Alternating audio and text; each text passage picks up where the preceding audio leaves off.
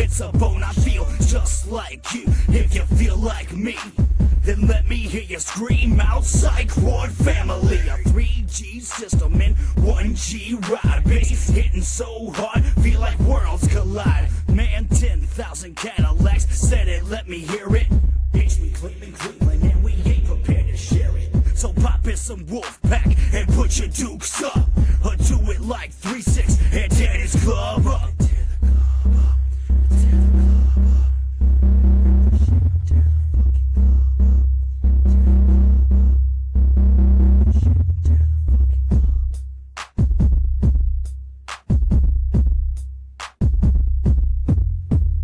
Bloodstains, cocaine, weed, greed, and power.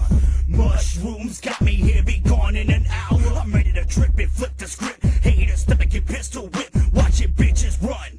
Where you going, son? That door is locked and the gun is cocked. Hammer back and I'm ready to attack. And I watch you drop to the sounds of a pop, pop, pop. That's what you get when you're fucking with me.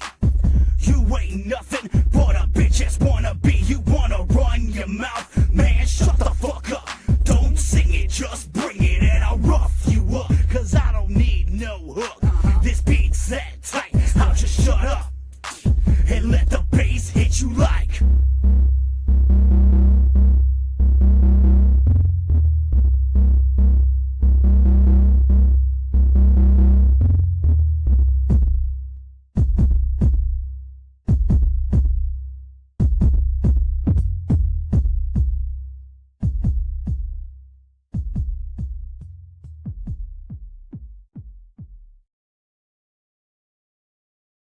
Warning. Money's Crazy Mind contains language that may not be suitable for all listeners. Discretion is advised, but will be completely ignored.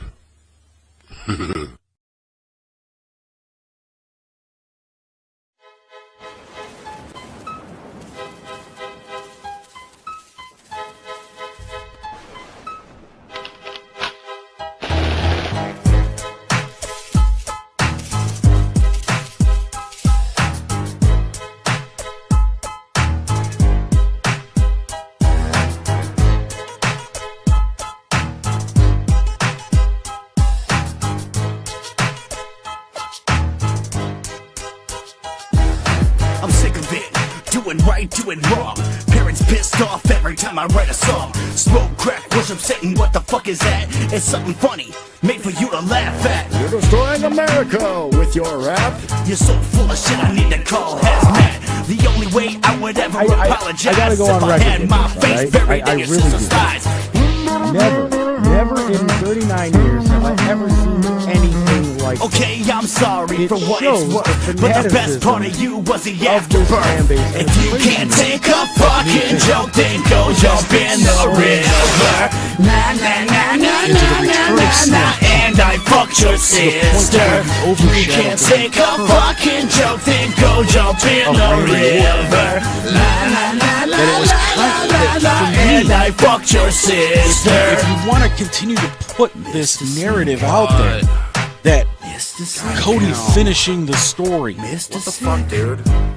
Hey, is yo, this he's talking big shit. daunting What the fuck task. is this? Hey, And it's Cody talking has shit. all these Run mountains your to mouth. climb and This all is these what you're brass gonna rings get. to Screwdriver climb. jam in your And of course, we gotta fucking thank our eye. official music sponsor, Psych Ward, for the continued use I'll be over by of 10 with my dick in funny the mouth and my balls on the chin. She's bobbing her head to this fucking beat. Damn, dog, man, your sister's a freak. Hey, baby, you like the Eagles? Wanna hear something? All right, here we go. Officially reopening the asylum here again. What is going on, everybody? We are final. Going to finish our well, not finish, but continue our discussion about the man that I affectionately and lovingly, Bob, refer to as rich and stupid. I've gone back and forth with this episode probably 2 or 3 times. And there's a lot of reasons for that. And before we start getting into the discussion, which we are going to have to get to quickly because there is a ton of shit to get to with these episodes. I've gone back and forth on these 2 episodes because at first I thought, maybe there isn't all that much information from these 2 episodes that is important. But then after going back, rewatching the episodes, looking at the notes that I took, and look at the stack of notes that I have for this episode. Or for these 2 episodes. There is a ton of shit from these 2 episodes that is relevant to what is happening during this time with Bob's trial. And that's where we're at. The talk is over. It's now time for Lewin to put up or shut up. And the same goes for Dick DeGuerin and Chesnoff. It's time for them to put up or shut up. We are in the trial now. And if you guys remember at the end of episode 2, Bob's friend, Nick Chavin, contacted John Lewin. So now the question is Chavin going to testify against Bob? But more importantly, what else does Lewin have up his sleeve? There's been a lot of stuff that's been kept close to the chest. Obviously, we know that they have the footage from the end of the Jinx Part 1 where Bob goes, killed them all, of course. We have everything else that Bob said during the Jinx that points to him being the guilty party. We have the handwriting from the cadaver note matching a letter that Bob wrote Susan Berman. But remember, John Lewin has a massive task ahead of him. He not has to solve 1 crime, he has to solve 2 to be able to convict Bob in the murder of his friend Susan Berman. Now, the last time I tried to do this with these 2 episodes, I got to an hour and a half and I had just barely scratched the surface with episode 3. So, we're probably going to go way long with this one, but we are going to finish this episode covering episodes 3 and 4 of the Jinx Part 2. So before we do that, let's thank all of our great sponsors and supporters here at Money's Crazy Mind. Of course, we have to start with those guys right there in the upper right-hand corner, Psych Ward, for continuing to be the official music sponsor of Money's Crazy Mind. Thank you guys for continuing to let me use Funny Bone and Bass Track and all the other tracks that I use here on the show. I appreciate you. Keezy Productions is our official media sponsor, and we continue to work with Keezy Productions. This show is officially part of Keezy Productions. We are working on getting this show to stream directly live to the Keezy Productions page whenever we go live right here in the Asylum. We're working on that. A couple of things Lisa and I got to do to make that happen, but thank you to Lisa and Jess, another great Women's Health Summit this past weekend. That was awesome, which is also another part of the reason why I did not do this show last weekend. I was working on making sure that show went off without a hitch. Growing Wings Adult Services, of course, Lisa and the team down there in Barberton working to make sure that adults with disabilities in this area are taken care of. They are looking for some help, so if you have any experience working with adults with disabilities, even if you don't, Lisa and the team are proud to try to train you. If you want a great, fun atmosphere filled with music, games, fun, just anything, reach out to Lisa and the team, and they'll get you on board down there at Growing Wings Adult Services. And, of course, Money's Crazy Mind is an official production of Nameless, Faceless Productions.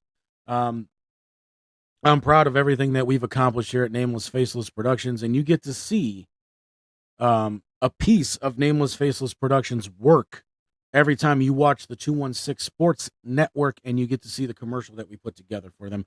And then not only that, but the 216 Sports Network is now on board with Keezy Productions as well. Welcome to the family, Rome and the team. We're glad to have you here. All right, but let's not waste any more time here because, like I said, there is a lot to get to with these 2 episodes of the Jinx Part 2. We are up to episode 3 of Part 2, Chapter 9 altogether, Saving My Tears Till It's Official. So after the bombshell at the end of Chapter 8 that Nick Chavin was going to talk to John Lewin regarding a conversation he and Bob had about the murder of Susan Berman, Lewin was ready to go to trial. The preliminary hearing started in 2017 after quite a few starts and stops. The trial was finally started after the COVID shutdown in 2020. This episode and the next few focus on the trial. So by this point, when this episode is airing, the Jinx is done. Episode 6 is aired. So, and I have not watched episode 6 yet. I'm waiting until I'm ready to do the next episode, which will be next week. We're going to finish this out next week. No more bullshit. And then we move on to the other topics that I've been putting on hold because this dropped in my lap at the end of April. The episode opens with one of Susan's friends, Robin Carr Morrissey, talking about a conversation her and Susan had about the money issues that Susan was having. Susan told her that someone was coming to visit and that she was scared about that visit and that she was going to blow the whole thing wide open. Robin questioned her about this, and Susan didn't want to tell her, afraid that Robin would be in danger if she did. Robin regrets not getting that information out of Susan Berman. That kind of seems to be like a running theme with Susan with her friends. And a lot of it stems with Susan's childhood, with Susan's dad being, a famous mobster. And just seeing how much thin ice her mom needed to skate on when it came to her dad and her dad's dealings and things of that nature. We get another call between Bob and Debbie at this point, talking about the media spectacle surrounding the case, including Saturday Night Live skits, Bob being a question on Jeopardy. Lewin talks about how Bob is, in fact, very charming. And Bob is very charming. If you listen to the man talk, even just in the Jinx, but if you get the movie All Good Things, and you listen and you watch the movie with the Bob and Andrew commentary, Bob is very charming on that. And there's a lot of times where he even has Andrew Jarecki laughing. And at that point, you have to remember, at that point, when they did the commentary for All Good Things, Andrew did not think that Bob was, in fact, guilty of not 1, not 2, but 3 murders. But by the time All Good Things did happen, Kathy is missing. Susan is dead. And Bob killed Morris Black. But you have to remember, Bob was acquitted of killing Morris Black.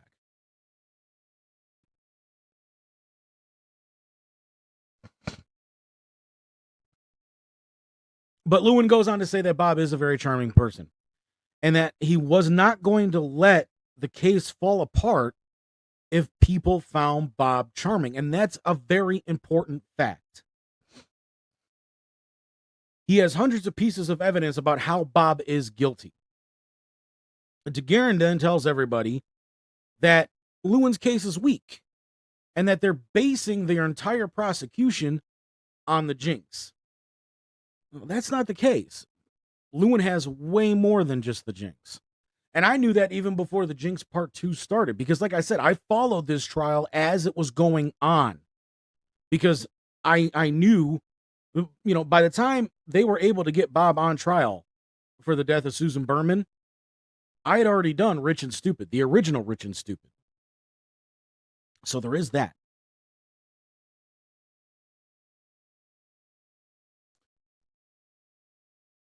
And then, so not just the fact that they were basing it on the Jinx, but the way that the Jinx was edited. Now, here's what I do know. And I do want to do a bonus episode talking about the Jinx podcast for episodes 1 and 2, since we didn't touch on it during that episode. There is actually a bonus episode of the Jinx podcast where they talk all about the meeting with John Lewin and what they gave John and how John got that evidence. Andrew is very meticulous and he records everything. Everything. So even conversations that he had with their legal counsel, Marcia Clark, if that name sounds familiar, that's because she's the famous prosecutor from the O.J. Simpson trial. And how Marcia told them that they had to walk very carefully and a very fine line in dealing not only with John Lewin, but with the FBI. And it was actually the FBI that put them in touch with John Lewin. So they had to work out a deal to where, because the second you hand that evidence off to John Lewin and the FBI, it's theirs. And 9 times out of 100, Andrew and the Jinx team would not have been allowed to use any of that in the Jinx. But they worked out a deal where they're like, look, this is the end of our show. Bob confessing is the end of our show. We need that audio. So they said, here is the unedited masters. You have the entire collection. Not only did they have Bob's audio from that bathroom where Bob goes, killed them all, of course. They also had Andrew's mic, which was still turned on. They had the raw video footage, which you actually see in the Jinx when all the lights are turning off in the room. And you still hear people talking, but you hear Bob in the bathroom. They have all of that. They have the unedited raw audio from all 6 episodes of the Jinx. And that fact is very apparent because there were things that were played in the trial that did not air on HBO. And I know that because I've read the transcripts from the trial. But not only that, but when the trial was going on, like I said, this is 2024. The trial ended in 2021. There were even reporters that were sitting there saying, we heard things in this trial that Bob said that were not on HBO. So if they didn't have the raw, uncut, unedited audio of the Jinx, of those interviews, and they don't even call it the Jinx in the trial. They call it the Bob and Andrew interviews. If they didn't have the raw, uncut audio, how do they have things that didn't air on HBO? Let me ask you that, Mr. DeGuerin. And by this point, by the time Bob's on trial, thanks to COVID and everything, the Jinx has aired. So did Dick not do his homework and watch what they aired on HBO? I mean, who knows? There's a lot that can be said about the way that Dick DeGuerin ran this trial, but we'll get to that after episode 5. Okay? Spoiler. Wrong button. Let's try that again. Spoiler.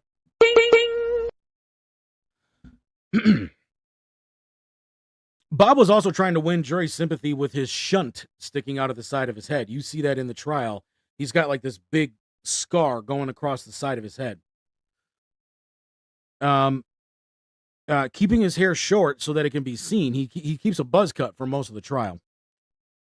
Using a wheelchair and letting his catheter bag, which is disgusting, hang from the back of the chair so that the jury can see how full it is. And there's actually a lot that was said about that didn't air on the Jinx. So I want to share that real quick. Bob did a lot of things to try to win jury sympathy. One of them, and he admitted to this, and so did DeGuerin, Bob would overindulge on water and things like that before the trial, so that he pissed a lot during the trial. Ew. And they did this in an effect to make it seem like Bob is being mistreated in the jail, that they're not emptying his catheter bag before he comes to court, that they're not checking on him and things like that. But the fact of the matter is that Bob was doing this all as a stunt to try to win jury sympathy. And like I said, DeGuerin and Bob both admitted to this after the trial. And they would even go as far as to stop the trial. Like, DeGuerin would literally stop the trial so that the bailiff would have to empty Bob's catheter bag. Finally, the judge got tired of it and was just like, look, I ain't playing this game with you people. So then he calls down to the jail, and they're just like, I don't care how empty that bag is. I don't care how much Bob wants water or anything like that. Do not give him enough water to where he's going to be pissing himself the entire trial. Because I'm not stopping the trial to have to empty his catheter bag again. The judge got wise to this. And I know that this sounds a little inhumane to tell somebody that they can't drink water. But you have to remember, there's pitchers of water that are available to both the defense and the prosecution that are right there on the desk. So if Bob wanted more water, he can get it during the trial. But like I said, this was all a tactic to win over jury sympathy. And the judge got tired of it and said, we're not doing this anymore. The jail is to empty that bag before he gets to trial. And he is not to overindulge himself on water before he gets here so that we have to keep stopping this trial to empty Bob's bag. We're done. Period. And I don't blame the judge for that, because as we know from watching the Jinx, as we know from All Good Things, as we know from everything that Bob has done, Bob is a theatrical character, and he will do whatever he can to make himself the center of attention. That's just Bob. And I think it comes from the fame and fortune that his family has. More on that in a minute.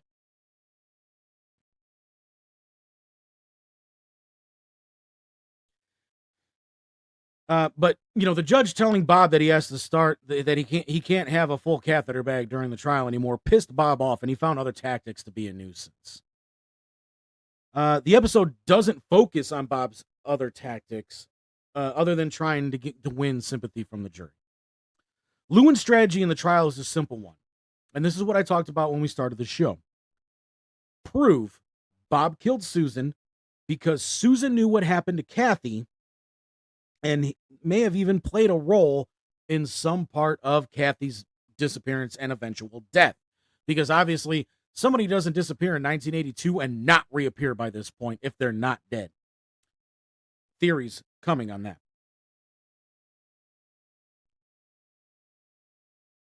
Starting with the fact that many people believe that it was actually Susan who called the Albert Einstein Medical School to state that Kathy would not be attending the clinicals due to illness. And to help prove this, Lewin called the dean of the school who took the call, Dr. Albert Cooperman. Or Kupperman, actually. No, it is Cooperman. Cooperman stated that the person who called stated that they were in fact Kathy and that they were ill and would not be at the clinicals. The prosecution queried whether or not it would have been something that a student would do to call in sick the first day of a clinical clerkship. Cooperman stated it would not. They also questioned quite a few of Kathy's classmates on the matter as well. Each and every single one of them said that the only way that you miss a clinical clerkship is if you're dead or minutes away from death. Some of them even said if you have an IV bag attached to your ass, You were going to drag that pole with the IV bag into a clinical clerkship.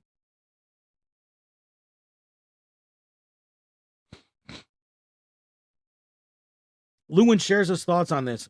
Bob kills Kathy. Susan helps Bob cover up Kathy's death. And in 2000, Susan is contacted by investigators who reopen the case on Kathy. Bob fears that Susan is going to tell them what she knows. Bob eliminates the threat. Bob reflects on the fact in a jailhouse called Debbie, stating that Lewin is an ass and only focusing on bad Bob. Well, yeah, because what's good Bob gonna do? What has good Bob done? We don't know anything about good Bob. We know that Bob likes to throw his money around to his friends that help him do shady shit. Cross-examination starts off with Chesnoff attempting to prove that the theory of Susan being the one to call the school was created by Andrew Jarecki in All Good Things. He swears that this is the first time that theory is ever used. Funny thing is, Jarecki didn't write the movie. Jarecki directed it. So this isn't an Andrew Jarecki theory. Marcus Hinchey and Mark Smearling wrote All Good Things. So it's their theory, not Andrew Jarecki's. But this is also something that came up during the Jinx. And the Jinx was being made in conjunction with All Good Things. It was because of the things that Bob said during the commentary of All Good Things that the Jinx started. And I know I've said that many times in the past. But that theory that Susan was the one to call the medical school, this is not the first time it came up in All Good Things. It actually came up in Morris Black's trial, too. Because they had to prove the reason why Morris was killed. And a lot of that went back to the disappearance of Kathy and the murder of Susan Berman. The prosecutors in that case were even trying to make a claim that Susan died for a reason. And that and at that time, in 2001, those investigators that they're talking about here had just contacted Susan. So, Susan knows something. And apparently a lot of people think that it was Susan that contacted the Albert Einstein Medical School. And the people that actually started that was Kathy's family. It was not something that was made up for All Good Things. So, strike one on you.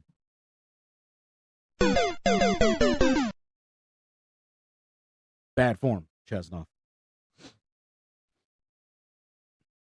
They then start to attack Kathy's character, stating that she had a history of calling out of school, had drug and alcohol issues, and DeGuerin started questioning her classmates and Dr. Cooperman about this. Even asked if Cooperman was expecting that call from Kathy that day. And Cooperman was just covering for another dean at the time, and supposedly that dean warned Cooperman to watch out for a call from Kathy Durst. Cooperman stated that when he got the call, he didn't question it, since Dr. Cook, the other dean, warned him of it.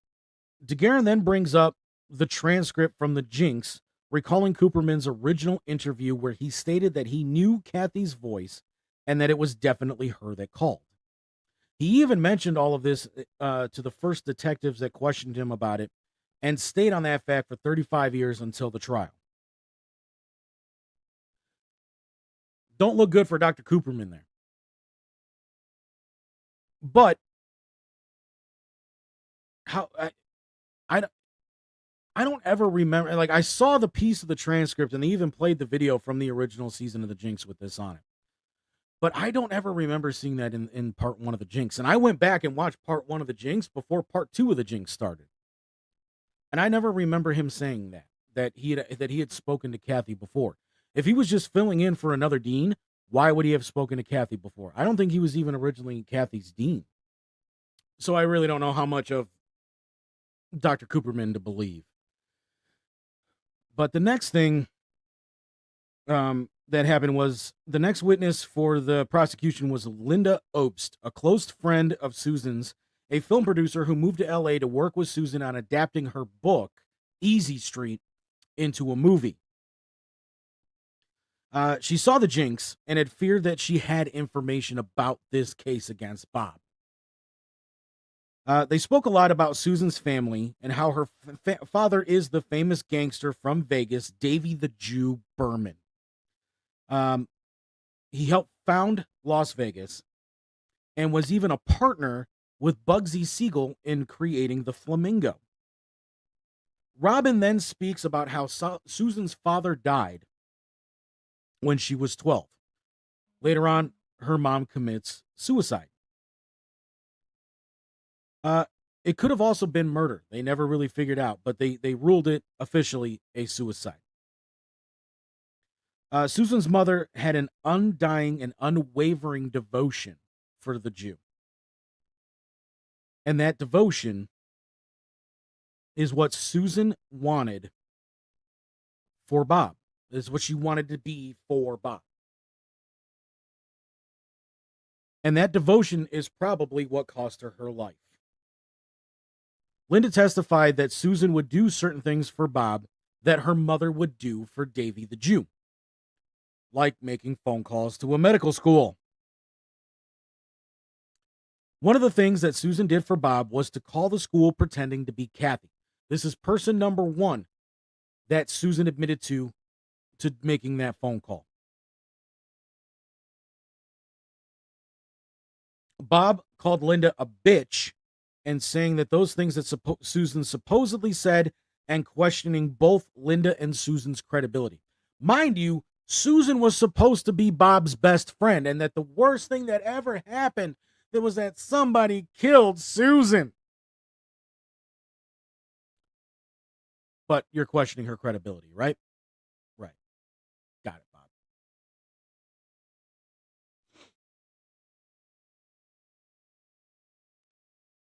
He also said that Susan was constantly making stuff up and that it's all he said, she said bullshit. Now, Bob, who the fuck do you think you are? Do you think you're Fred Durst?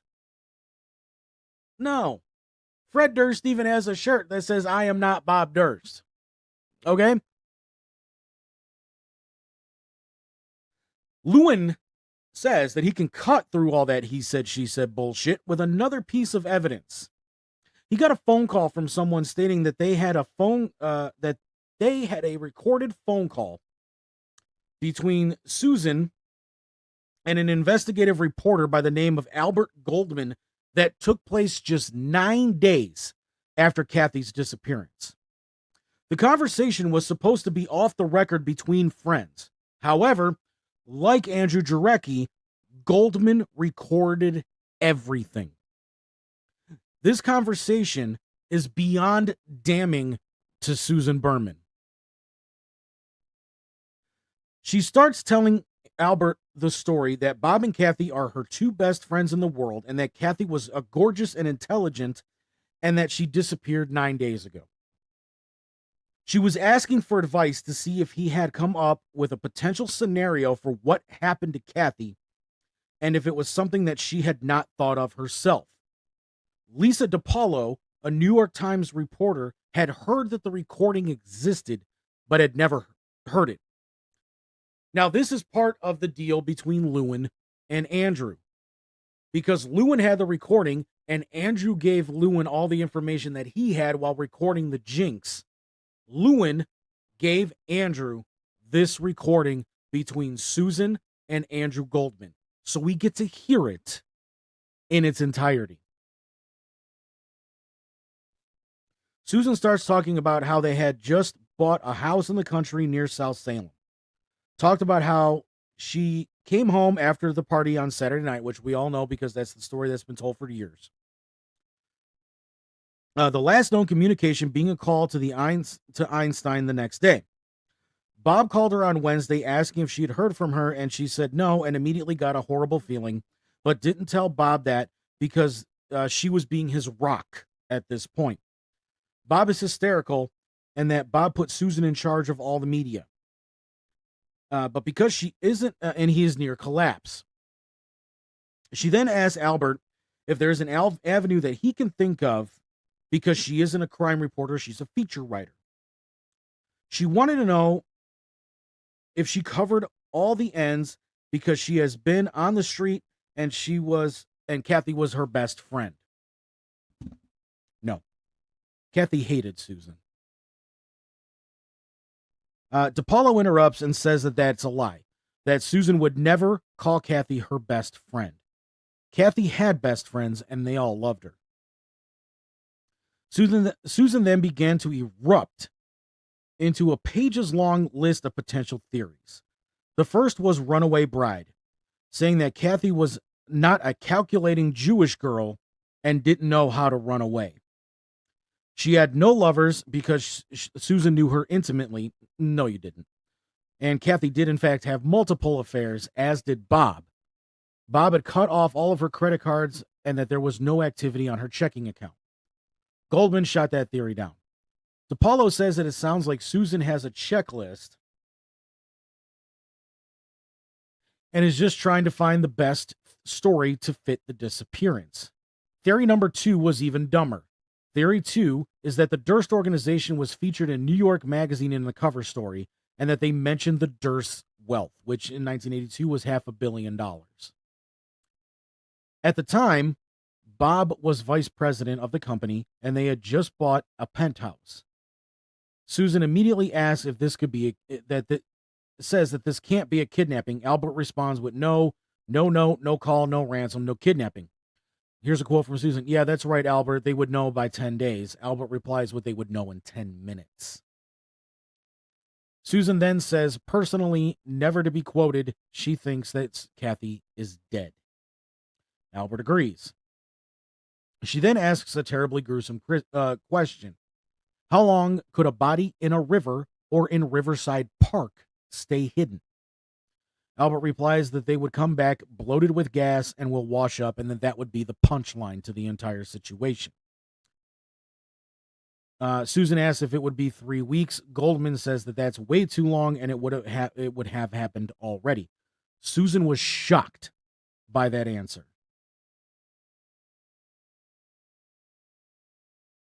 And that their bodies would ever be found. She tells Goldman that she's obsessed and that this is her best friend and she wants to talk about her in a present tense. She then asked if it could have been a coke overdose and that the dealer could have had something to do with it. Albert says no. Then in a shocking turn of this is my best friend, the coup de grace for Susan. She drinks. She comes from a dumb Irish Catholic family, poor, where all the sisters marry firemen, and that she was doing really bad in school. And then she goes on a binge, and then she dies, and that her friends hide her. DePaulo picked up on this change of attitude really quickly and even stated the opposite was true. Kathy was getting exceptionally great grades, and her life's dream was within reach. She could not believe that Susan would say these things, making it seem like Kathy was not even worth looking for.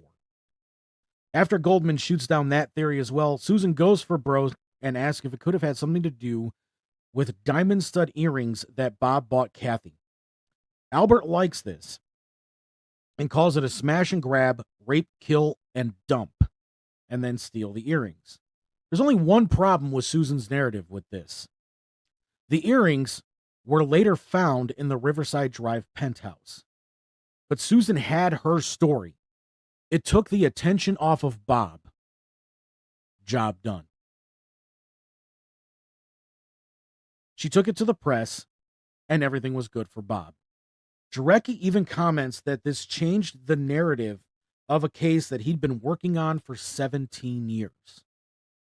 Susan becomes a full-on accomplice to murder. Obst agreed, stating it solidified their friendship and that they were as close as parents with children. Robin also called her an accomplice and that it was awful that it was someone she loved.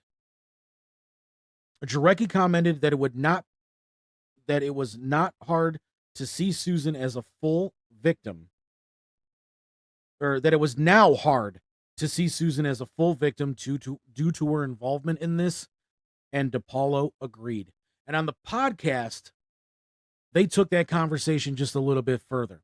In the podcast, Andrew and DePaulo and Obst and Robin were talking, and they all agreed that this is the closest thing to having sex and fucking Bob Durst that Susan would ever get.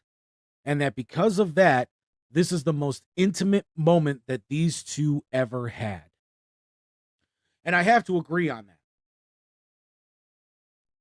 The most chilling words that Susan says on this tape to me were after asking Goldman if she was dead.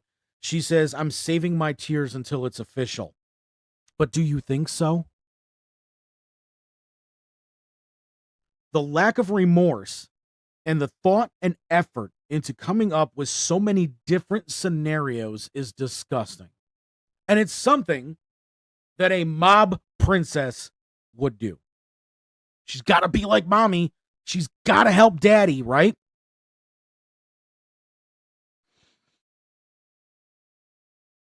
Bob cleaned up a loose end all right. But not just one who made a phone call pretending to be Kathy, but one who helped him cover it up. And even more chilling, hide the body. Because of this, and because of the way that Susan sounds and acts in this recording, Lewin did not play this conversation for the jury, for fear that they would then hate Susan and see her as an accomplice and think that she's better off dead. I disagree with Lewin on this. And here's why. The second I heard this tape, I paused the episode. And I looked at my wife and I said exactly what I just said here. Bob didn't clean up a loose end. Bob killed his accomplice. Because if they are able to sit there and prove that Susan made that phone call to Albert Einstein, and to prove the other things that Susan says in this conversation, they have their reason for Bob killing Susan. But that's just it. You now have your reason for Bob killing Susan. And that reason is that Susan was Bob's partner. Susan was Bob's partner in killing Kathy and in hiding her body.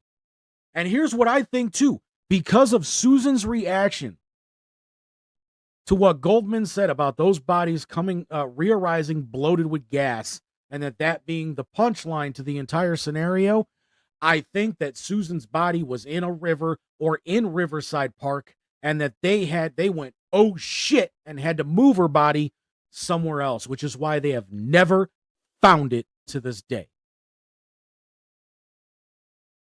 I think if the jury heard this, they would say, we don't need anybody else to testify. We know why this woman's dead. She's dead because she helped her best friend kill his wife. Guilty.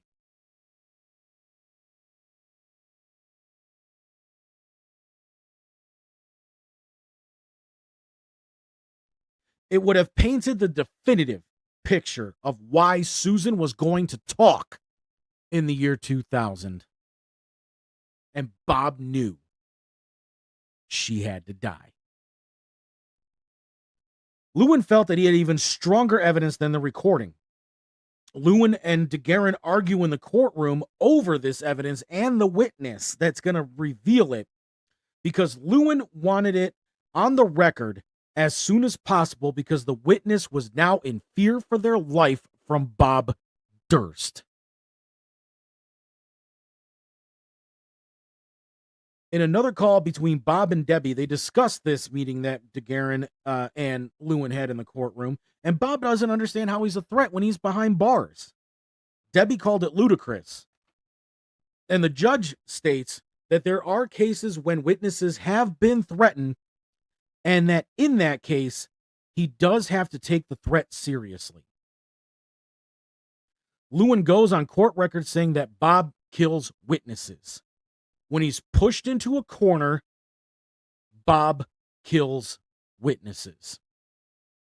Nick Chavin then says that when you have two best friends and one kills the other one, it's Cain and Abel. Nick was then named the surprise witness. Chavin is in protective custody from the LAPD, and he went directly from the airplane to the courtroom. What could Chavin possibly say? And what would Bob's reaction to that be? The next phone call Bob makes is to Susie. We all know that Bob loves talking to people while he's in jail, ringing up just all kinds of collect call charges for his friends here, right? And tells her that Chavin has turned and that Chavin is going to testify for the prosecution. Well, watch out, Bob, because I have a feeling that if they needed, Susan DiGiorno would have done the exact same thing. Especially knowing what we know about Susie.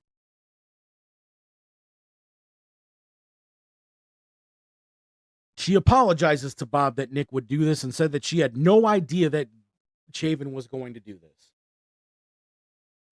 Bob said if he had seen Nick in a crowd today, that he would not have recognized him and that he looks terrible and that hopes that the jury would think so too. Chavin could not look at Bob for fear that that old feeling of friendship would come back and he wouldn't be able to tell what he knows.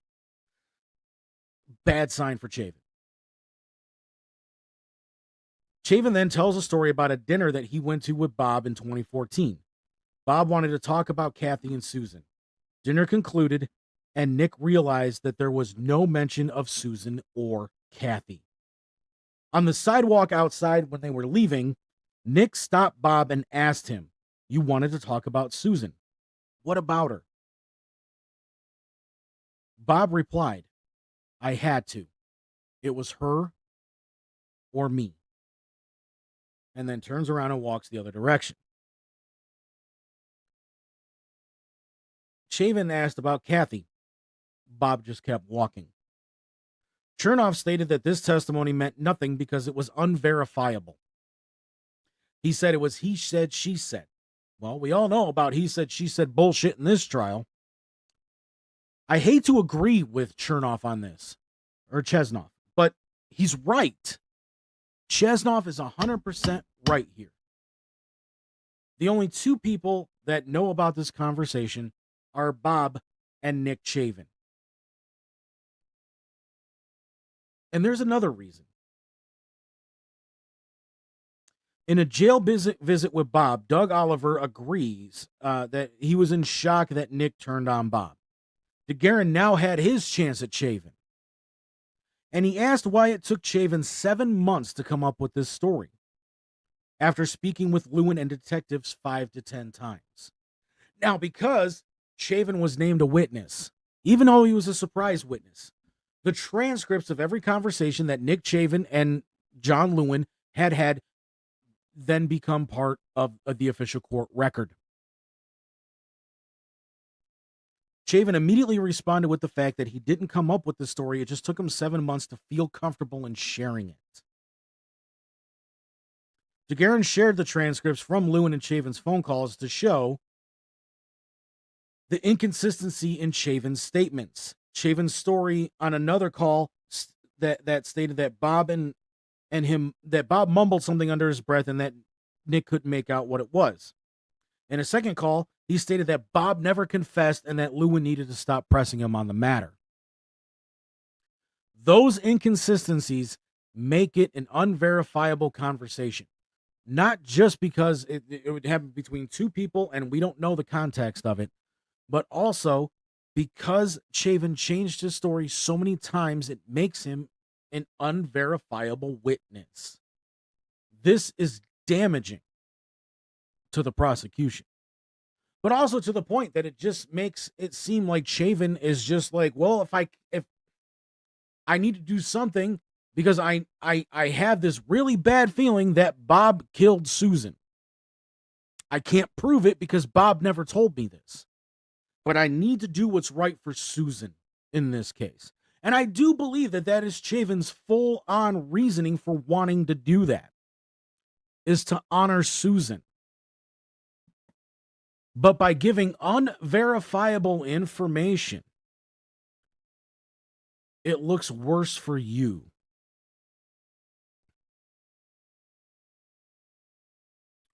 Chernoff and DeGuerin think that this hurt the prosecution with having Chavin flip-flopping statements. It does. While it isn't the first time I've heard of a witness doing just this same thing, the story is so wishy-washy to begin with that I think the story just chalked this up to a friend feeling pressure to turn on Bob. And that could be another part of it too, is that Lewin pushed him so hard, and his wife pushed him so hard, he felt he had no choice. Chavin finishes the episode by saying that he wants justice for Susan. I feel that Chavin does think that Bob killed her, but Bob never told Nick that he did. So the podcast dives deeper into Susan's friend sharing story about Susan helping Bob do things. And in a never-before-heard interview with Miriam Barnes, she tells Jarecki about a conversation she had when Susan was afraid that if anything happened to her, Bobby did it. Andrew shared his thoughts on the preliminary hearings and how it led them to want to make this new season of the Jinx.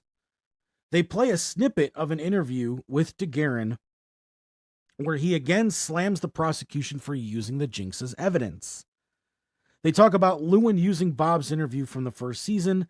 They never used televised footage of never used the televised versions of the footage. Like I said, there was stuff that was played in the courtroom that was never played on HBO.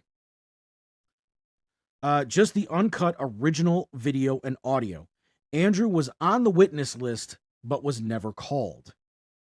They play footage from Lewin's opening statements where he talked about Susan being loyal to her friends. They play an on-air testimony from one of Susan's friends, Steven Silverman, who was in season 1 of the show. Lewin asked on a scale from 1 to 100 of how high maintenance of a friend Susan was. She would score a perfect 100, Silverman said. Once you were in her circle, there was no escape. He shared a story about restaurant trips where as soon as the waiter walked up to the table, before they can even say their name, Susan is throwing out the list of food allergies that she has. She also could not be in high elevations, which is why Steven said when he moved away, he got an apartment on the 21st floor. They also talked about Susan had horrible relationships with men and with Miriam again, and her longtime boyfriend, Paul Hotman, who testified in the trial and spoke of their relationship and how his kids moved in with Susan. His son, Sarah, was the one that found the letter in season 1 between Bob and Susan. His daughter, Melanie, did testify as well. His daughter testified to a lot of things that Susan would tell her during private conversations. And in an unaired interview for the Jinx, she tells a story about when they were at a library doing research for one of her school papers. Susan tells her the story about Bob and Kathy, and how Bob's wife had disappeared, Bob had killed her, and Susan called the school to help Bob cover it up to help her friend. This was also mirrored in a conversation between her and Paul on an airplane where Paul was going to meet Bob for the first time and Susan told him that Kathy had disappeared and that Bob had killed her.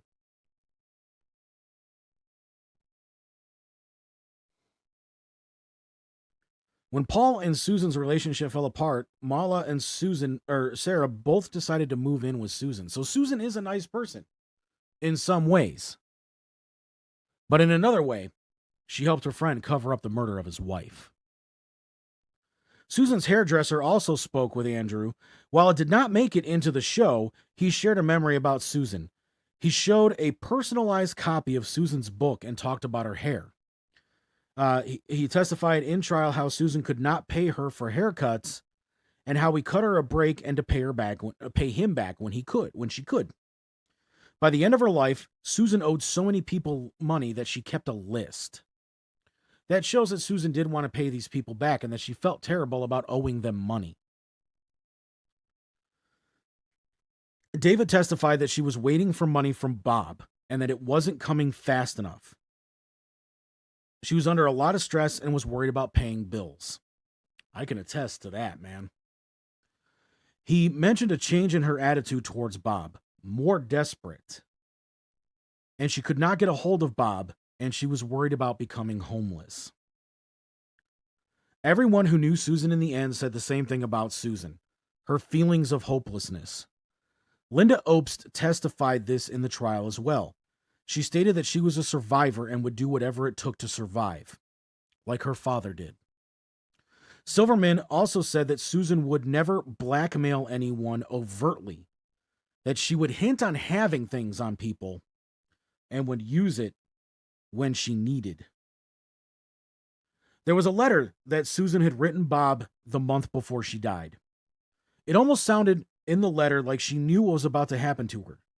Maybe not being killed.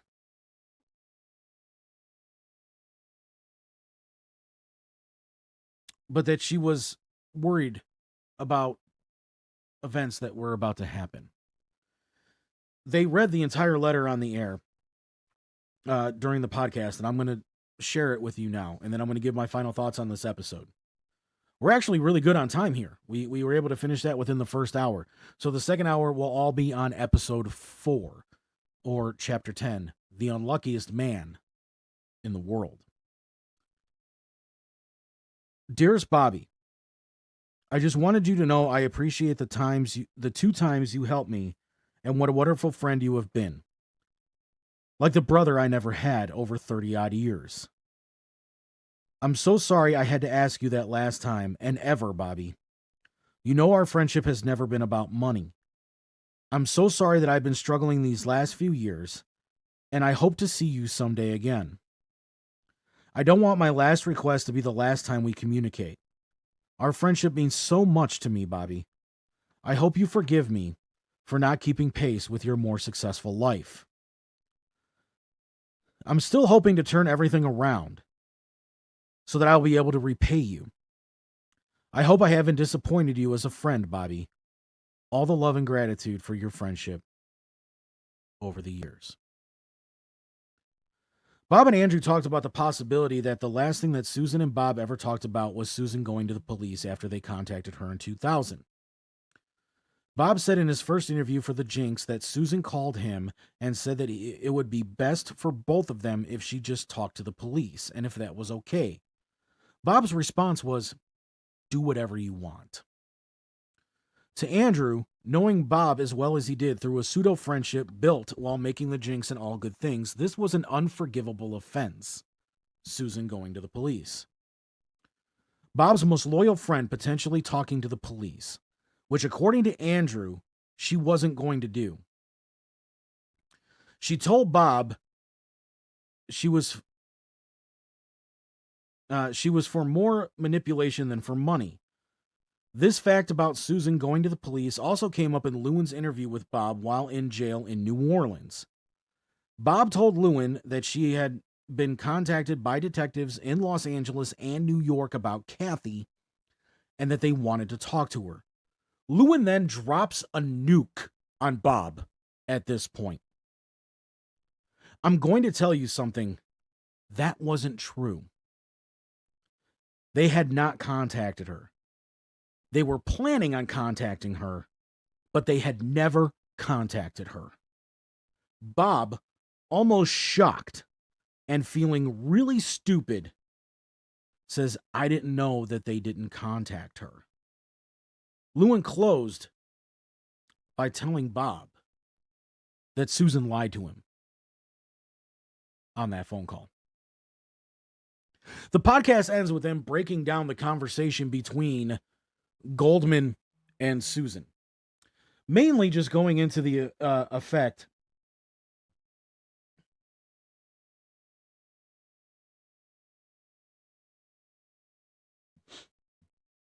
of the inconsistencies, where Susan's talking about her and Kathy and Bob being best friends. Well, her and Bob were best friends, yes, but Kathy and Susan never really had any kind of friendship.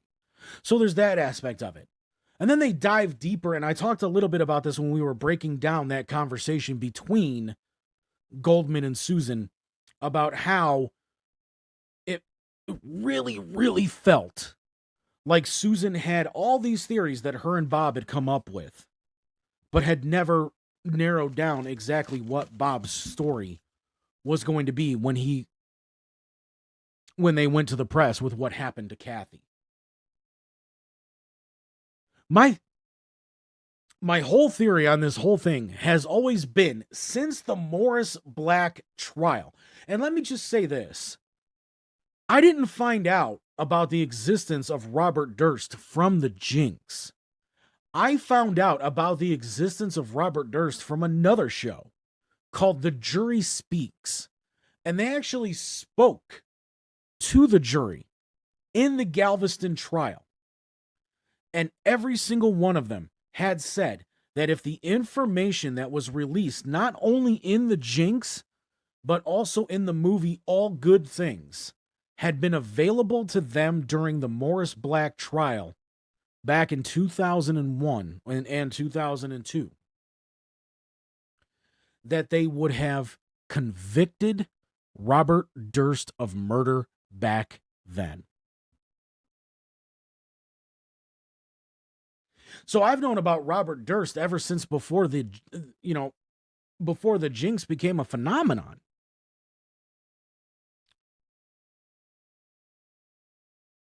I went back after I saw that episode of The Jury Speaks, and I went and watched the Jinx, and I'm like, holy shit, this dude is guilty. There's no doubt in my mind that Robert Durst killed 3 people.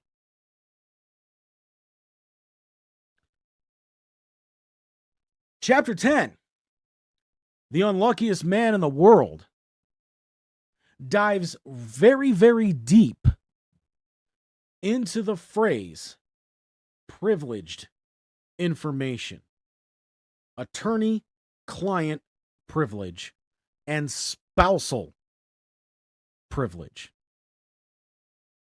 We're going to go to break, and when we come back in the second hour, another 6 pages of notes, breaking down episode 4, chapter 10 of The Jinx, part 2. The Unluckiest Man in the World. We'll be right back. Oh wow, that sounds really great. Wow, that sounds like a really good deal. Who are you talking to? The Northeast Ohio Ghostbusters. Hello, Northeast Ohio Ghostbusters. What are you wearing? Khakis? Well, that sounds hideous. Well, they're Ghostbusters.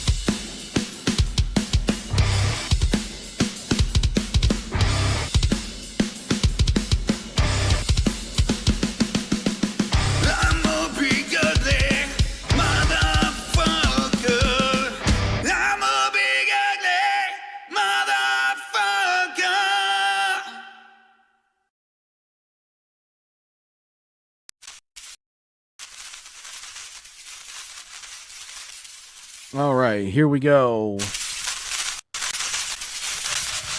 We are into hour number 2 here. And we are going to discuss part 4 of the Jinx Part 2, Chapter 10 overall.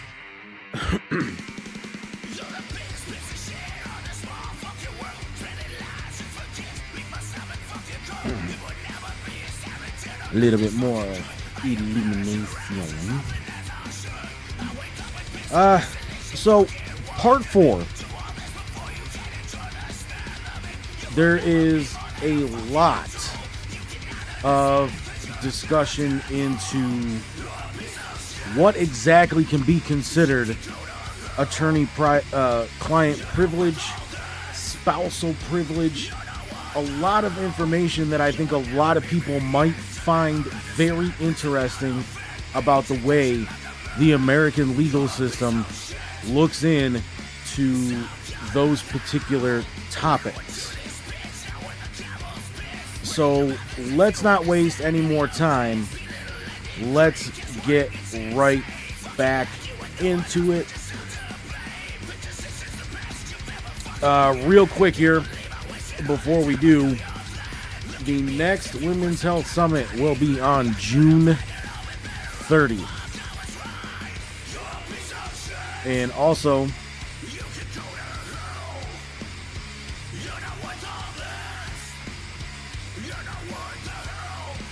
we do have another World Beats coming up. I do not have the flyer for it, but I do know that it is, in fact, coming up.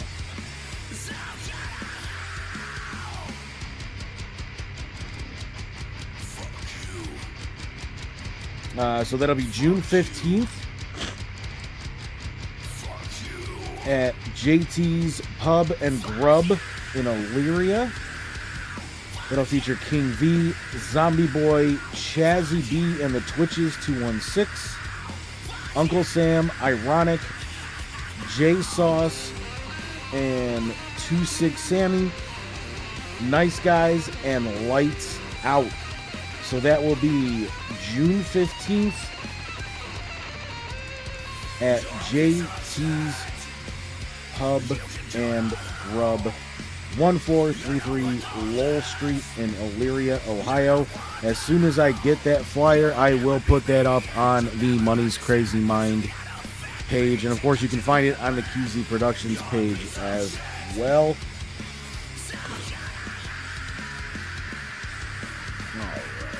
Let's go ahead and dive into Chapter 10 of the Jinx, the unluckiest man in the world. I also want to give a huge shout out to Big Ugly for this week's music.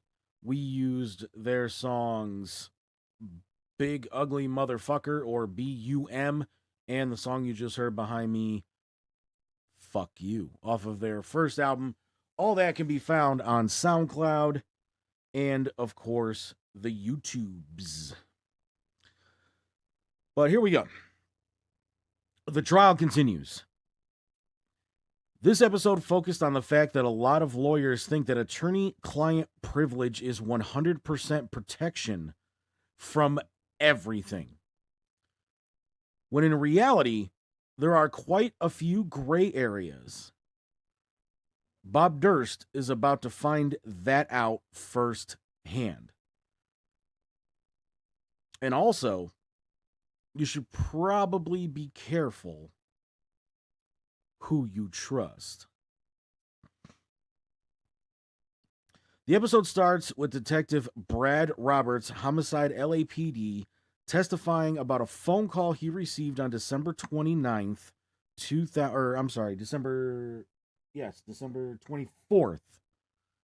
from the Beverly Hills PD about receiving the cadaver note. It then cuts to a phone call between Bob and an old girlfriend, Jenny Clark. They discuss being on Bob being on trial and his handwriting. More specifically, his misspelling of Beverly. And he asks Jeannie if she ever remembers Bob writing her anything with Beverly misspelled, like the Berman letter and the cadaver note. It then goes to another call between Bob and Debbie. And Bob sounds oh so thrilled to be talking to her. Not. Literally, she answers the phone and he's just like, "Hi, Debbie." He asks her about the handwriting and as well with the Beverly misspelling. And Bob is desperate to prove that this Beverly thing is a one-off. But the fact is that it's not a one-off. And that is actually something that you see a lot in the Jinx. Not only do they have this Berman letter where Bob misspells Beverly, but they found a few other things that were sent to Beverly Hills where he spells Beverly the exact same way. Beverley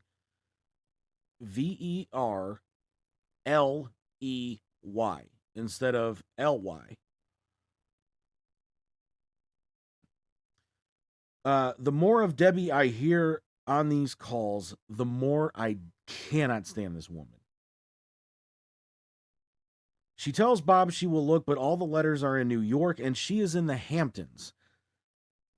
Now, your husband is on trial for murder. Again. And you're on vacation? Some wife. Like, and the crazy thing is, it's like she seems to know everything that's happening in the trial, but yet I have yet once to see any evidence of her being in that courtroom. She seems to know everything that's going on in court, but yet this trial is not televised.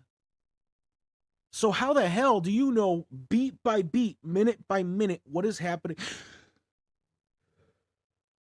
in this trial if you're not there?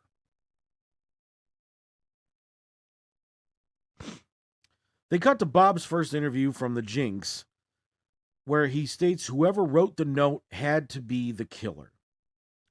In Lewin's interview with Bob, Bob repeats this same theory. New York Times reporter Charles Bagley, who's actually been on like every episode of this season of the Jinx,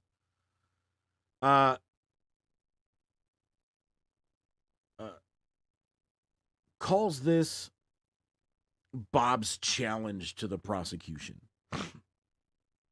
Prove Bob wrote the cadaver note, you prove Bob to be the killer.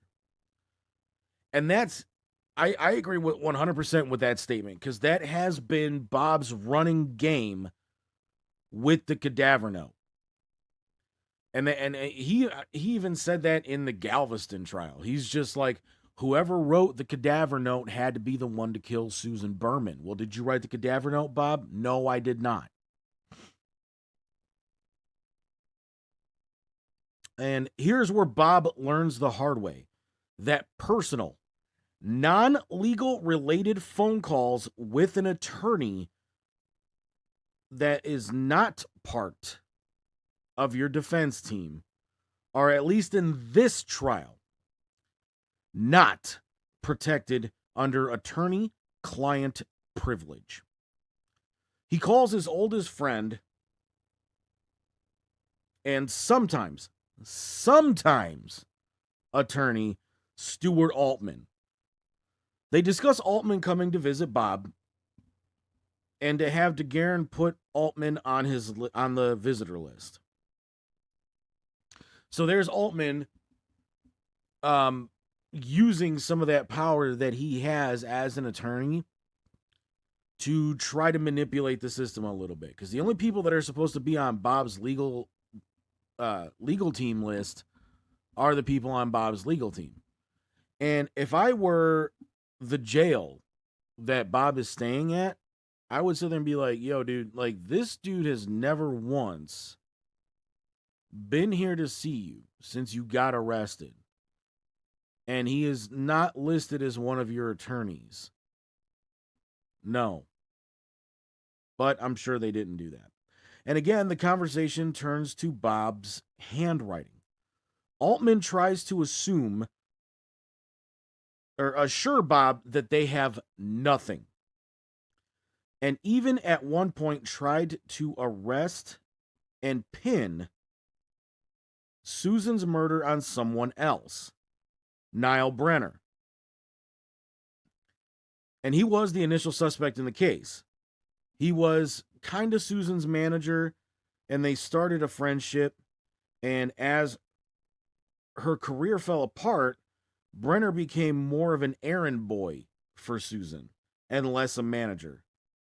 Bagley referred to Susan as a high-maintenance client. Brenner lent Susan a lot of money, and he spoke of Susan making a lot of enemies with her actions and becoming very difficult to be with. He even caught police attention when he climbed through one of Susan's windows while it was still an active crime scene after Susan was murdered. And he's even failed a polygraph about Susan's murder. After his interview, detectives look at the sign-in log and realize that Niall Brenner signed his name in the same block lettering that appeared on the cadaver note.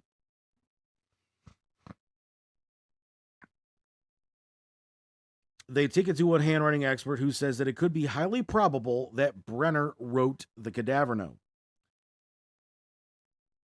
David Belcher, one of Lewing's investigators, comment that with the Brenner handwriting match, it could be enough to cause reasonable doubt in the case. The other issue is no one in 20 years has been able to put Robert Durst in LA during the time of Susan's murder. Even in the Jinx, Bob smirks and says, California is a big state. They have Bob in California, but not in Los Angeles. His plane lands in San Francisco. Almost a 6-hour drive by car on the I-6. Possible, but not probable. Lewin knows he would have to get someone close to Bob to testify on the record that Bob was in fact in LA at the time of Susan's murder. But who? There are people he could ask. He can't ask Nick Chavin because Nick Chavin already testified. But who? Debbie? Yeah, well, nope, not Debbie. Because of spousal privilege. Anything that was said to her after they were married is protected under spousal privilege. More on that in a minute. Doug Oliver, who would rather die than fly commercial? Nope. Chavin's a bust. They could potentially try to question Susie Giordano again. Or does Lewin have another trick up his sleeve? In the early 2000s, Deborah Lee Sheridan, Bob's second wife, was deposed during a dispute over Bob's Durst Organization Trust Fund. Debbie and Bob were not married until December 11th of the year 2000.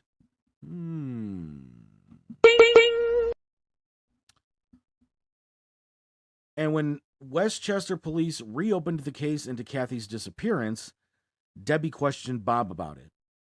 All he said was that he was scared. What's interesting is, Bob and Debbie were together, according to Chavin's wife, in the early 90s. What took them so long to get married?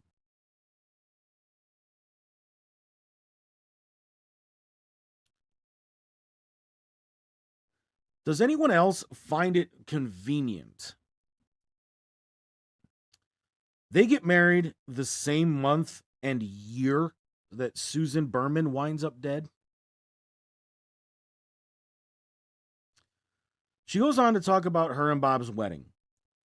They ask her why Bob wanted to get married, and then, and if after the wedding Bob left for California. Debbie's answer to both, after some very long pauses, I don't know. They question her about Susan, how she knew her, where she was when she had heard that she died. Debbie stated that she was in a cab on her way back to Bob's downtown New York apartment.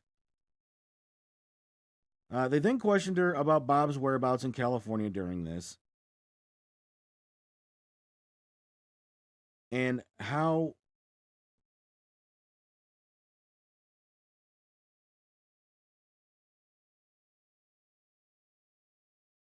the hotels Bob was at, and Debbie's counsel steps in and states an objection to the conversation between spouses,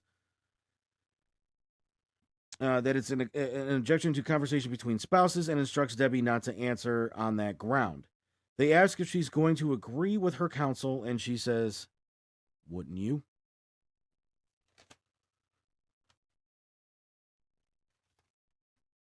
This becomes the theme of things to come. What is considered privileged information? Where does that line get drawn? They had Debbie on record for the deposition, but spousal privilege could prevent her from being allowed to testify, even hostilely. In this trial, and then the Galveston judge, the Honorable Susan Chris, states the one person that can contradict his testimony is his wife, and she cannot testify. She believes this is why Bob married her, to stop her from being able to testify. A fact Bob also hopes will happen to the Altmans. Lewin attempts to talk to Debbie, but her lawyer shuts it down. He then turns his attention to the Altmans, who immediately try to invoke attorney-client privilege, and that Stewart is representing Bob still. However, Stewart is not a criminal defense attorney and only represents Bob on some real estate issues. Stewart is Bob's only lifelong friend. On the podcast, they talk about how Bob met both Kathy and Susan, and that's because of Altman. During an interview with 48 Hours in 2004, the Altmans were defending Bob because of Altman representing Bob in the past for real estate purposes. DeGuerin believes that all conversation between Bob and Stewart and Emily Altman should be protected under attorney-client privilege. Emily, Stewart's wife, worked in the law office once a week to do the books. I don't see how that would be protected. Bob gets a visit in jail from Emily Altman, and after he becomes Creeper Bob with his best friend's and attorney's wife, he asks her to back up so he can see all of her, and told her how sexy she is,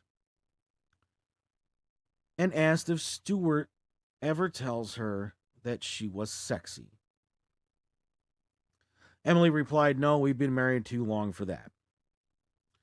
The judge, Honorable Mark Wyndham, states that attorney-client privilege seals conversation between the client, the attorney, and his staff.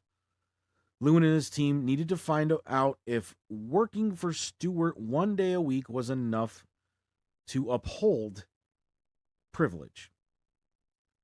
Creeper Bob continues with asking Emily Altman how he became friends with her, or how he became friends with the lawyer's wife To which Emily gleefully giggles, "We'll never tell. I'll never tell." Ew. Hate to tell you, Em, but you might just have to after Stewart watches that episode. The defense fought very hard to keep Emily from testifying. During a phone call with John Lewin, Emily Altman tells him that wealthy Jewish men don't kill people, especially one who were friends with her husband for 40 plus years since high school.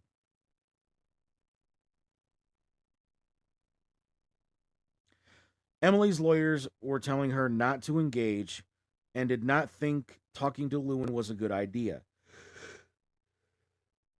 So she didn't hurt her husband. The Belcher brothers then go to work on a motion to get privilege thrown out since Altman and his wife are not listed as part of Bob's defense team. There we go. To prove this, they start listening to calls between Bob and the Altmans while he's in jail. Are they discussing legal strategy or having personal conversations as friends? Because if they're discussing legal strategy, then yes, Stuart Altman is in fact still Bob's attorney. But if they're having private conversations, kind of like the creepy one that Emily Altman and Bob were having, then they're not. They're friends at that point. They are not protected under attorney-client privilege. The judge agrees. And in one call, Altman reads Bob the TV guide so that Bob knows what to watch while he's in jail. Bob really likes CSI and The Agency, both crime shows. He also hates comedies, like Whose Line Is It Anyway and Who Wants to Be a Millionaire, and the movie The Rock. The Belchers did not find one single call between Bob and the Altmans where they discussed, I should say, legal strategy. Bye-bye, attorney-client privilege.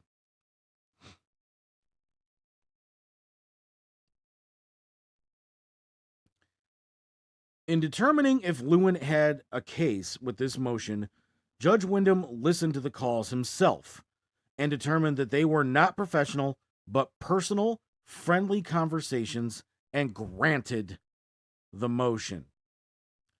Bob calls Doug Oliver and tells him that the Altmans are being forced to testify. Doug asks if this is going to help or hurt, and Bob replies that they are doing the best they can for him. Stewart testified first, and immediately DeGuerin objects due to Altman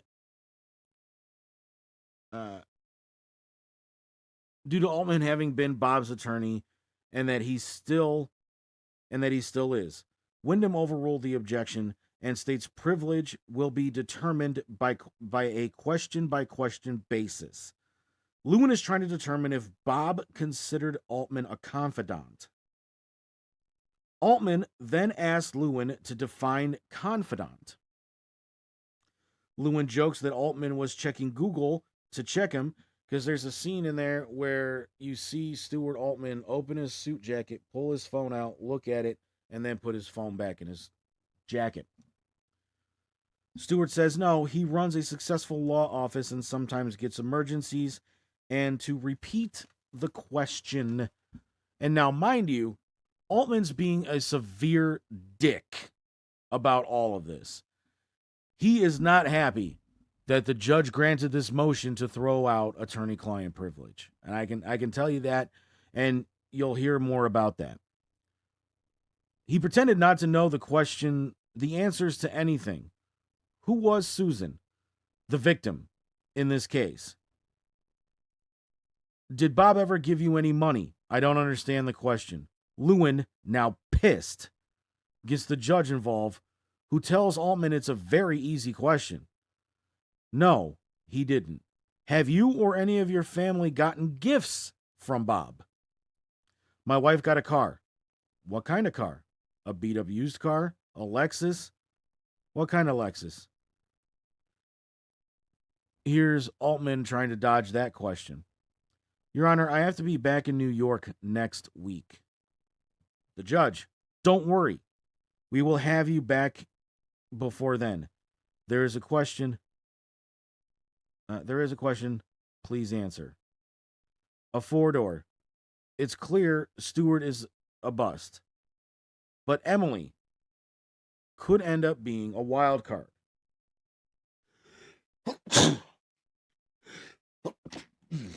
Shit.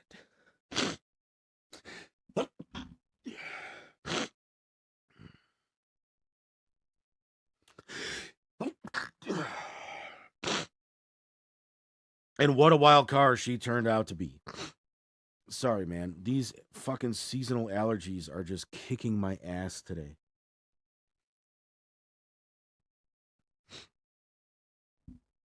Emily was asked by Lewin if Bob ever told her he was in Los Angeles at the time of Berman's murder. Her response was not a simple yes or no.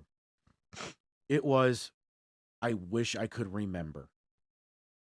After a long pause, Lewin asked again. This time, Emily apologized for not answering. Lewin asked if that was because it would hurt Bob if she said no. And she said because it's hard to remember.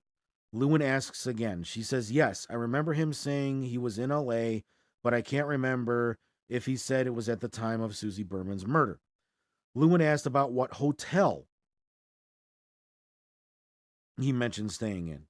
She said it was the Beverly Hilton, which, ironically, is like right across the street from where Susan lived.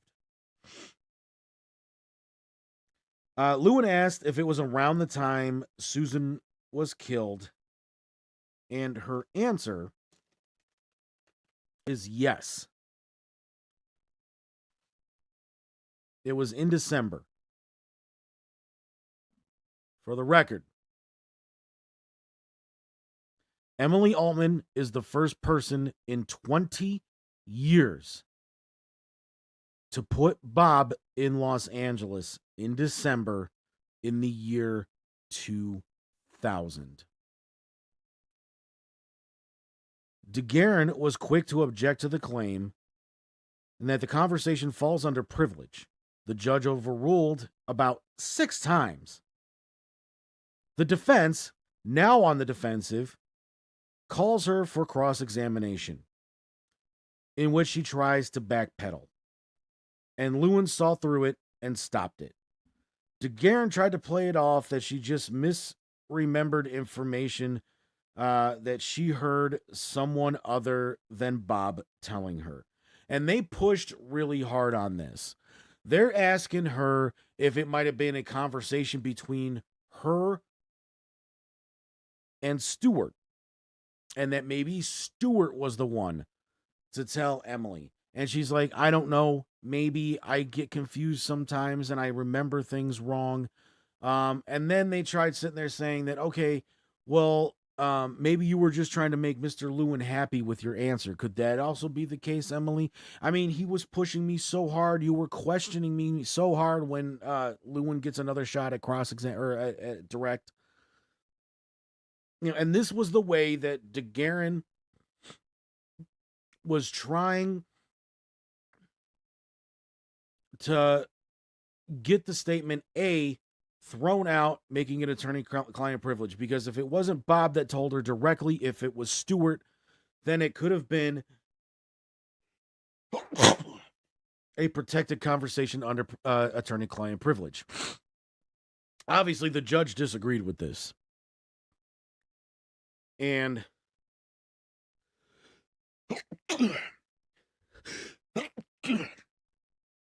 Emily makes another mistake immediately after this as well. Emily then says that after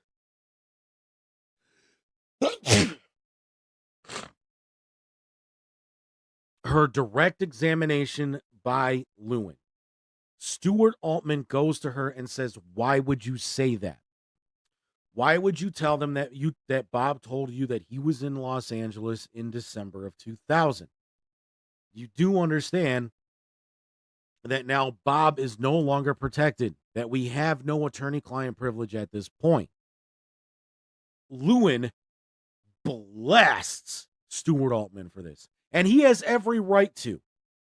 And to be honest, I kind of wish that Lewin would have tried to push the judge to file perjury charges against Stuart Altman for what he did. Stuart Altman admitted on the stand under oath that, yes, he and Emily had a conversation about what she had just testified to in open court and what her testimony could do to Bob. If there was ever a case to put anyone under perjury, it would be Stuart Altman because of that conversation with Emily.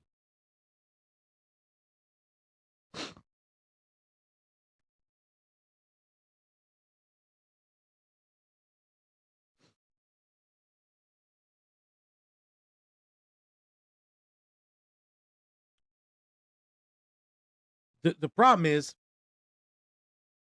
obviously, the judge agrees with everything that Lewin just said. No attorney-client privilege. Stuart Altman's an idiot for trying to get his wife to backpedal her testimony, which is the only reason why DeGuerin cross-examined her to begin with, is because of the conversation between her and Stuart after the day that she testified.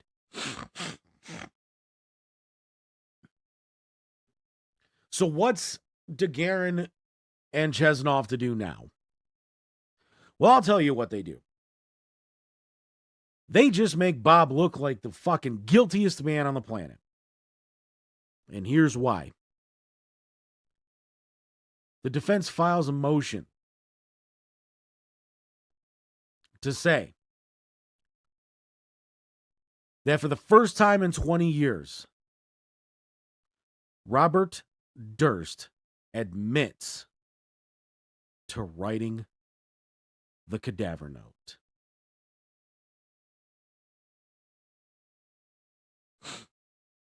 So what does that mean?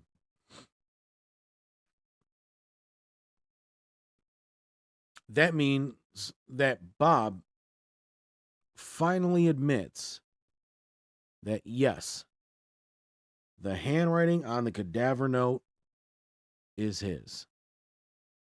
And that he was at Susan Berman's house at least the day after she was killed and saw her body and figured that the right thing to do would be to write an anonymous letter to the Beverly Hills Police Department, with Beverly spelled wrong, and the word cadaver. In the podcast, Andrew's on the phone with the production team from the Jinx, and you kind of hear him go, so I just got a text message. And you hear everybody else go, okay. And that text message says that the defense has just filed a motion to admit that after all this time, after all the bullshit, Bob admits that he wrote the cadaver note.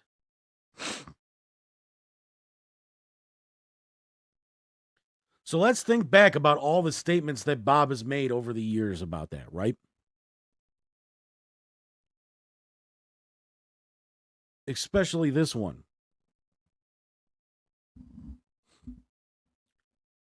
And this is not just something that he said on the Jinx, because remember, he said this to John Lewin when Lewin was questioning Bob when he was in jail in New Orleans. Whoever wrote the cadaver note is whoever killed Susan.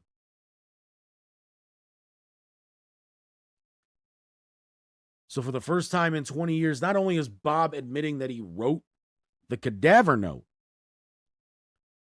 Bob is also admitting that he killed Susan. So what's the defense's strategy going to be with this? You now have your client admitting to write the one piece of evidence that links whoever wrote that one piece of evidence to the murder of Susan Berman.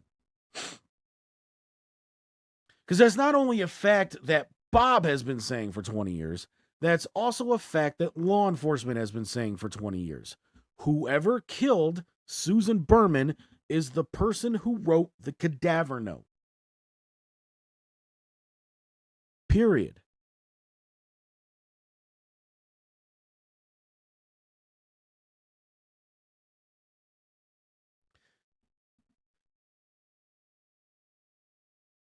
Bob is also doing something very interesting during this moment in time. Not at this specific moment, but during the trial and even before the trial. Bob is trying to launder a bunch of money to the country of Belize. Stuart Altman and Emily Altman come on the radar of John Lewin because when Bob was first arrested, he calls Stuart Altman and says that he wants him to contact the Belize government and say that they have a sovereign citizen of the country of Belize who would like to open a bank account there. Altman refuses to get involved in this, and he says this is going to have to be somebody close to you that handles this. So he then tries calling Debbie. Debbie says, fuck no. Who can blame her? And then Debbie then questions Bob and says, why are you trying to do this? And if this many people are telling you that they're not going to do it for you, then maybe that should be a hint that this is a bad idea, Bob. And he goes, no, I just haven't found the right fucking person to do it for me yet. Kind of shows you where Bob's mindset is. Now think about this. All these conversations that Bob has been having from jail, right? A lot of them just sound like conversations between friends. But then you hear about all the things that Bob has done outside of those conversations. But then you hear these conversations like this one, where he's asking people to launder money for him so that he has a nest egg when he gets out of jail. Doesn't sound like an innocent man. Not only that, but hiding $300,000 in a suitcase and having your, personally, I think a woman that you definitely had an affair with, not only while you were married to Kathy, but after Kathy, while you were in a relationship with Deborah, before you married her, and probably after you married her. Because there has to be a reason that Debbie Sheridan hates Susan DiGiorgiano the way she does. And I think it's because she's had Bob's dick in her mouth on multiple occasions. And probably other areas, too. But during one final call that they played during the show, Bob goes on a tirade and calls the Altmans idiots and that they're stupid and that both of them are idiotic for what they said during court. And that Emily Altman is the biggest piece of trash on the planet. Again, these are Bob's friends. This is Bob's legal counsel. After the Altmans see this episode, I don't think they're going to have any dealings with Bob anymore. Probably didn't after they had to testify against him.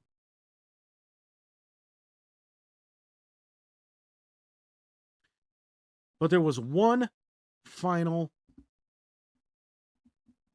bombshell revealed at the end of this episode. And that bombshell was that during a phone call with Debbie,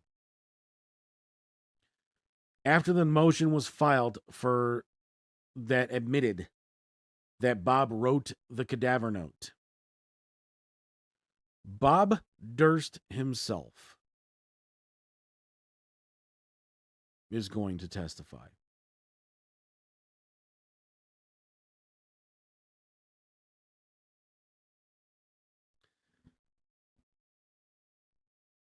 And that's how the episode ended. the podcast really didn't talk too much about anything. I mean, it dove a little bit deeper into DeGaren's cross-examination of Emily Altman. It revealed the part of, Stuart Altman admitting that he did actually talk to his wife after she had her direct examination by Lewin. And it had the Belize thing. But other than that, there wasn't really a lot in that episode or in the podcast that would be a game changer to anything that actually happened in the episode. And that's why I just included what was said on the podcast into the notes about the episode, because there was nothing. I mean, the Belize thing, it's interesting, and it kind of does paint Bob as like a, hey, I know what countries to send money to where they can't find it. But other than that, there's not a lot there. There was not a lot there, which was kind of shocking given the fact that, for the first time I've ever heard of in any case, not just a criminal case, where someone who is sometimes, and I think that that's kind of the difference here. Someone who is sometimes an attorney, Jesus,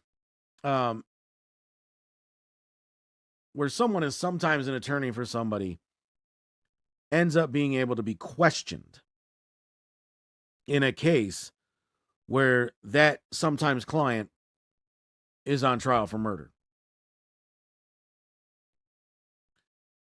But as the judge states, depending on the circumstances, that attorney-client privilege can be taken away. And it kind of makes you wonder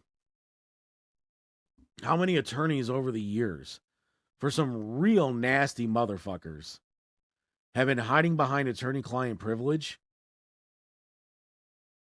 because they think it's absolute. And in some cases it is. I mean, in the case of Stephen Avery, his lawyer is currently still representing him. Anything that Stephen Avery tells her is privileged information until he's dead. And she's proven that in the past. One of her former clients that was a serial killer admitted to her where he hid all the bodies. Something she was unfortunately not allowed to reveal while he was her client. After he died, and that privilege ended because he's dead, she did the right thing and went to law enforcement and said, here's all the bodies, here's the names of all the victims. That was also the last time she ever defended anybody that was guilty. And she then became an appellate criminal attorney, only working with people that are trying to get their sentences reversed because they're innocent. And she's helped so many people in the past with that. But we're not talking about Stephen Avery. We're talking about Rich and Stupid. There are 2 episodes left. And next week on the show, we are going to break down those final 2 episodes. Now, remember, episode 5, we get Robert Durst on the stand for the first time. In this trial, anyway. And that episode is called Mostly the Truth. And that's a phrase that you'll get to learn very well. And then chapter 12, It Takes a Village. Now, I have not seen chapter 12 yet. I was waiting until I was ready to do that episode before I watched it. So I have not seen the end of the Jinx yet. So we'll do that next week. So let's do this, everybody. Let's close out this show, huh?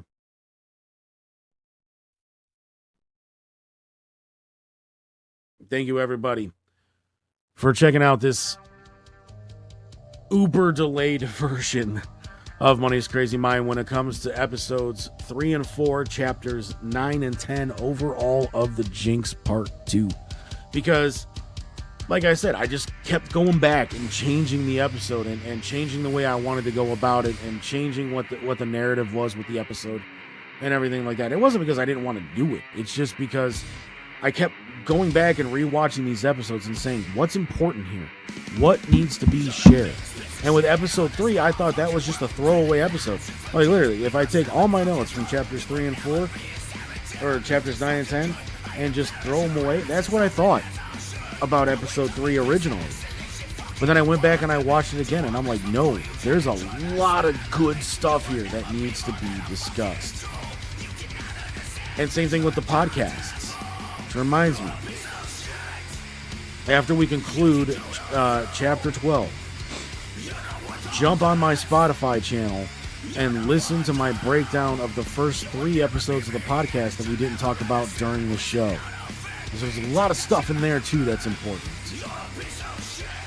But until then, everybody, until next week when we finally close out this chapter of the Jinx, check out Money's Crazy Soundtrack on Sunny105radio.com and every Sunday night from 11 to midnight. That's right, Money's Crazy Soundtrack is back. How about that, man?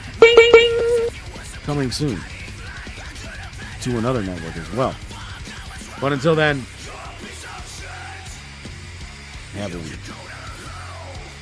Money's Crazy Mind is proud to be the exclusive flagship broadcast of Nameless, Faceless Productions.